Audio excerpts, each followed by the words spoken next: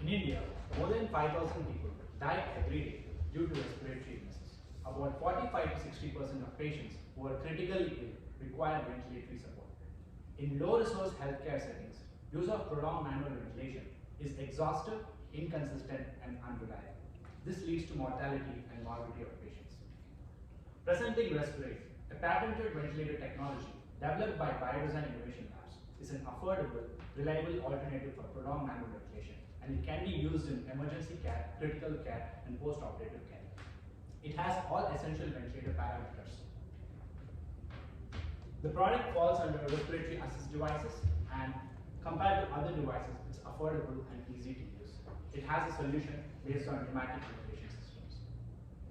The use cases of the product is in the emergency care, transport ventilation, and post-operative care, and in the ER and mass casualties and trauma. The product has already saved many lives in India and Africa during the COVID-19 pandemic. When you compare the cost is a fraction of what is available in the market in the emergency and transport compared to devices like Dragon, ResMed, and so on. These are some of the hospitals that we've already deployed, tested, validated, clinically approved, and also currently published in the mechanical ventilation journals. One of the major case study I would like to share is during the second wave of COVID-19, our product was used and helped many patients, which was during the second phase where the hospital was overwhelmed with patients, and the hospital, one specific hospital in Kolkata, they have ran out of ventilators and reached out to us, and we have supplied from Bangalore to Kolkata.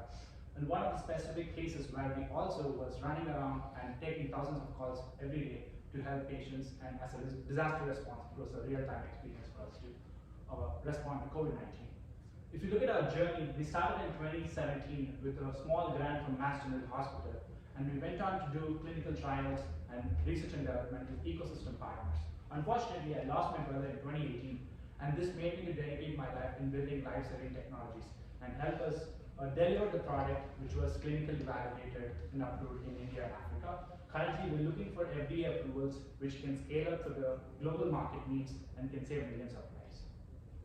There's a huge market in US, and of course for the global market needs, which is about 10 to 12 in the US, Europe, and African markets. We're looking at the critical care and the transport ventilation and in the EMS markets compared to other markets in the countries like in Africa where it is more rural hospitals. Our go-to-market strategy is distributors and GPOs in the US. We are also currently working with various NGOs and non-profits to deploy in places in Ukraine and other places which we are currently in talks with. We have a team of doctors, engineers, and researchers who've been passionate about saving lives, and we've been working with them over the years in developing our technologies. And one of our doctors is also from Stanford, who's our advisor.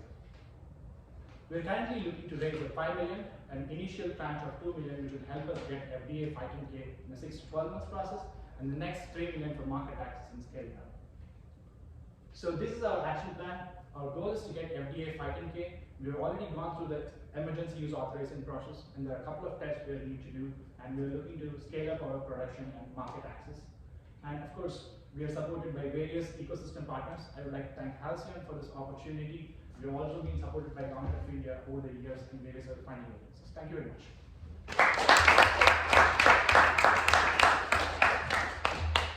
Okay, time-wise, that was 3 minutes and 44 seconds, so that's under the 4 minutes. However, it was very fast. So you know, you were under the time, but you managed to be under 4 minutes because you were speaking very, very fast. That was my at least what I thought. So maybe other people thought different. But yeah, so you can yeah, I'll say take a something breath. about that. I think it's a power move to take up space, right? So like if you slow down, it sends the message that you think that people are going to stand there, and I'm deliberately slowing down as I say this, and take the time to hear everything you have to say, right? Whereas if you're speaking very fast, it's like you expect that they're going to get bored any minute and tune out, so you have to get it all in, right? So you want to sort of think about speed. But I will say that like it was impressive, like in terms of reps, right? You've done a lot of reps. You could tell immediately, like you looked at the camera, you were like in it, and that really comes through that you're very practiced. So I think really truly in terms of your verbal delivery, the only thing you have to worry about is slowing down a little bit.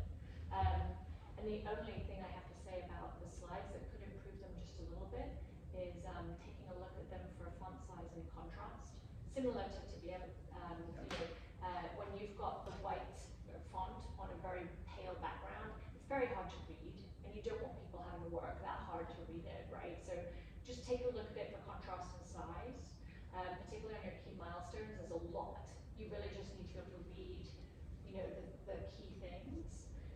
That said, if you're sending this deck and not delivering it, you can put all of that information, and that's fine. But what it means is you might have to have two decks, right? Like the presenting deck, where you don't know what size television this is going on in a room, and you want it to be crisp and clear and easy to read. And then the deck for the investor, where you're sending it without presenting it, and you expect them to read all the details, and they're going to want all the details. One thing that I remember I saw this guy talking about pitches once. It was different than what we do here, but he said that he had a rule that was 10, 20, 30, and it was 10 slides, 20 minutes, 30 points of font size. So in here it's 4 minutes, not 20, but the 30 points for font, maybe it's a good rule of thumb.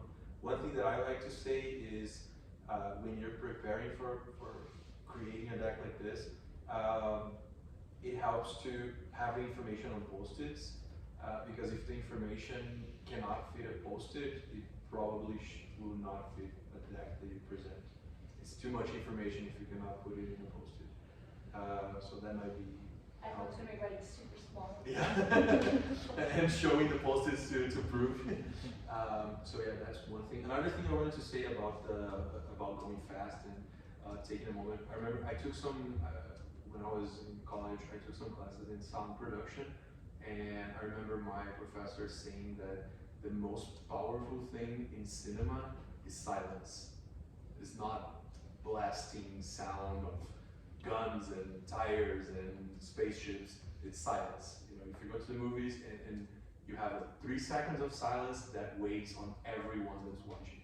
So if you say that we can save lives with this respirator and let the audience soak that information, that is super powerful. So one thing to consider. Anyone else? Michelle? Yeah, just adding on to that, I feel like there's a few places that I caught that would be great to add in some of those clauses that Marcel was talking about. I think specifically at the beginning, I like how you started out with these strong statistics. I think like that's always a good way to kind of get people engaged and maybe demonstrate something simply that is like has quite a big impact. So I would say there, like after each stat, giving it a little pause and letting it, marinate and sink in. And then also the slide that I think as you were going through it, there was a little bit like, as you were speaking, I was following you and following what you were talking about, but I don't think it was 100% translated what you were talking about was on the slide. It felt like maybe like what you were saying was a simpler version of what was more like maxed out on the screen, so it was a little bit distracting. I think it'd be better if they were like, simpler text, simpler image, less convoluted or intense imagery to not distract from what you're saying. And also that when you showed your trajectory from like 2017 moving forward, the one thing I remember from that slide is you mentioned, what got you invested in doing this kind of work in your personal story and what happened with your family. And that was another moment where I was like, wow, that's really impactful, and it was kind of breezed over and said quickly. And I think that bit of your journey and if you want to talk about it and bring it in, I think giving that some space and giving it a little more weight and perhaps like where you bring that up in your flow through pitch, I think could be really impactful. Thank you. I missed the beginning, but I agree with that. I walked in right at the story about your brother, and I think you also told another story about COVID relief and how you guys were responding in the emergency. So I think both of those stories are really powerful. So if you can find a way, I know it's always difficult with a family member and something so close to you that if you don't want to use it for your pitch, I understand. But if you're mentioning it, I think there's two personal experiences that you had with COVID and with this, where I think those could be powerful, especially because a lot of the other presentation is a bit more technical. It could bring that human side to it. Good job. Another thing I will say is that, and that goes to you, but it goes to everyone here. You can really tell that you guys know your story. So if you were pitching with no deck, we would understand what you're doing, you know, because you all own that story so well, and you know the venture.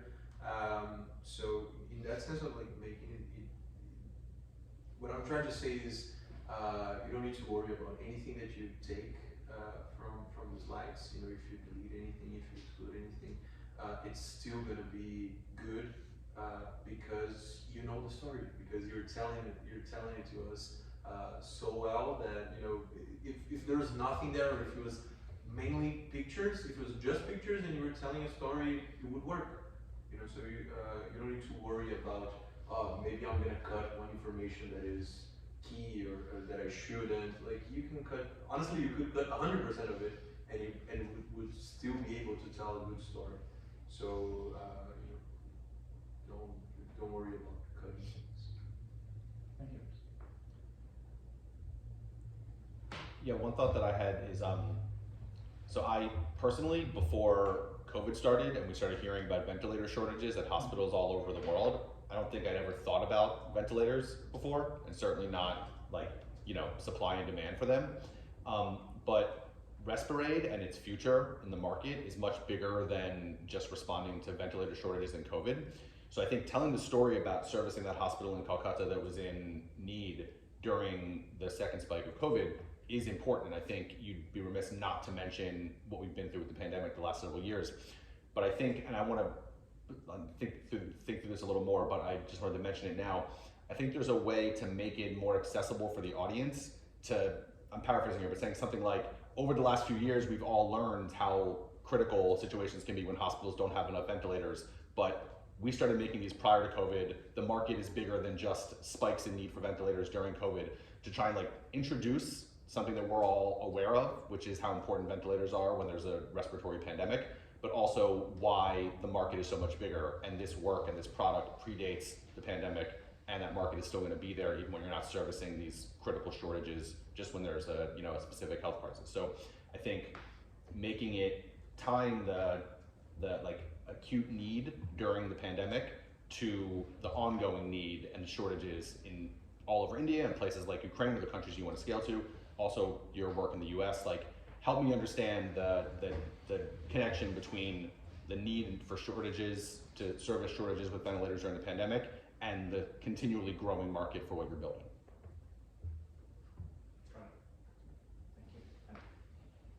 Do you have a? I have one more thing.